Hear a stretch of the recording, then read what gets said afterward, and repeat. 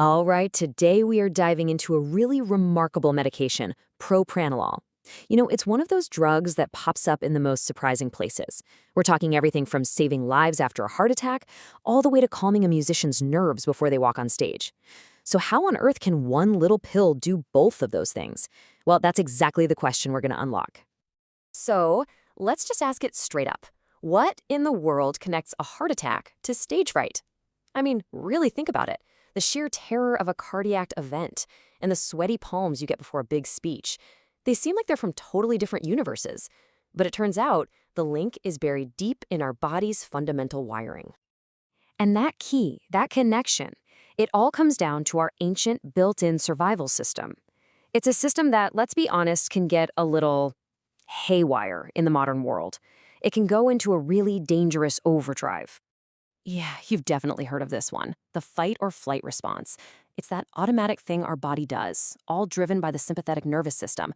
So when you sense a threat, and it doesn't matter if it's a literal tiger in the jungle or, just a really tough question in a job interview, your body just floods itself with hormones like adrenaline. It's getting you ready to either fight for your life or run like crazy. Okay, but here's the problem. Our bodies, they're not always great at telling the difference between a real physical threat and a modern psychological one. So that same system that was designed to save you from a predator, it kicks into high gear during a traffic jam, or when you're staring down a work deadline, or when you're standing on a stage about to speak. And what's the result? Well, it can be anything from chronic high blood pressure to that pounding, racing heart you feel when you're anxious. So, you've got our bodies stuck in this state of high alert, right? Medicine needed an answer. It needed a hero. And back in the 1960s, one showed up that absolutely changed the game. And that hero's name was propranolol. It was the very first successful beta blocker, and its arrival was, and I'm not exaggerating here, revolutionary. It completely changed how doctors approach treating heart disease and, as it turns out, a whole host of other conditions too. So the big question is, how does it actually work? How can one pill have so many different jobs? Well, the secret is all about what it blocks. The best way to think about propranolol isn't as some kind of surgical tool. Think of it more like a master key. All over our bodies, on our cells, we have these tiny little docking stations. They're called beta receptors. Now, when your body pumps out adrenaline, that adrenaline goes and lands right on these receptors, kind of like a key fitting into a lock. And when that key turns, boom. That's what triggers the racing heart, the spike in blood pressure, the whole fight or flight shebang. Now, not all these locks are the same. They have different jobs. There are two main types we're going to talk about. You've got your beta-1 receptors, which are mostly found in the heart. Think of them as the heart's gas pedal. They control how fast and how hard it beats. Then you have the beta-2 receptors. These guys hang out mostly in the lungs and blood vessels, and they help control things like breathing and blood flow. And here it is. This is the absolute key to understanding propranolol. It's what we call non-selective. That means it doesn't pick and choose which lock it opens. Nope.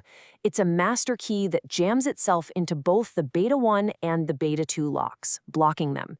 This is where it gets all of its amazing power. But, as you're about to see, it's also where its side effects come from. So let's look at how that master key works on the heart specifically. It goes in, blocks those beta-1 receptors, and basically tells adrenaline, nope, you can't dock here.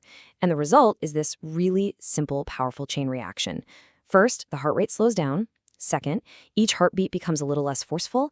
And third, the overall workload on the heart just plummets. That's exactly how it lowers your blood pressure and helps protect the heart. But remember, it's a master key. It doesn't just work on the heart. It's going around blocking locks all over the body. And that leads to a just unbelievably wide range of uses. Okay, so first, let's talk about the uses you would probably expect, right? The cardiac stuff.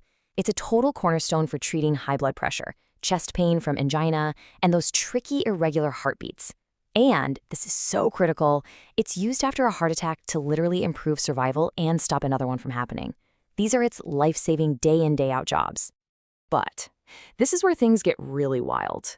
Because it's blocking those same receptors in other parts of the body, propranolol is also used to prevent migraines, to calm the shaking from something called essential tremor, and even to manage the physical symptoms of an overactive thyroid. And this is the one that blows people's minds. Yes, it is incredibly effective for performance anxiety, for stage fright.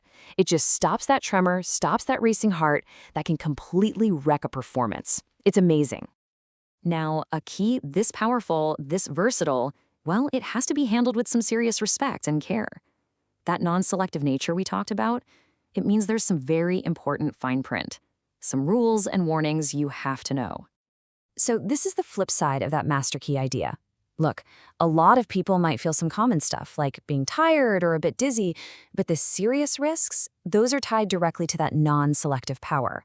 Because it blocks beta-2 receptors in the lungs, it can cause dangerous wheezing. And if it blocks the beta-1 receptors in the heart too well, it can slow the heart down to a really dangerous level. Okay, so let's be crystal clear here. For some people, this drug is an absolute non-starter. If you have asthma, for example, blocking those beta-2 receptors in your lungs could be life-threatening, period. Same thing goes for people who already have a very slow heart rate or dealing with specific kinds of heart failure. You have to be extremely cautious. And look, if there is only one thing you remember from this entire explainer about safety, please let it be this. You must never, ever stop taking this drug suddenly. And here's why. While the drug is busy blocking all those receptors, your body, which is pretty smart, starts making more of them to try and compensate. So if you suddenly rip the blocker away, all that adrenaline comes rushing in and finds this massive number of new, wide-open receptors to latch onto. This can cause a huge, dangerous surge in your heart rate and blood pressure. That's why it has to be tapered off slowly, always with a doctor's guidance. So when you step back and look at it all, what is propranolol, really? Is it this elegant, sophisticated master key that can unlock treatments for so many different conditions? Or is it actually more of a powerful but blunt instrument, one that works because it's not very picky? Maybe the answer is that it's both.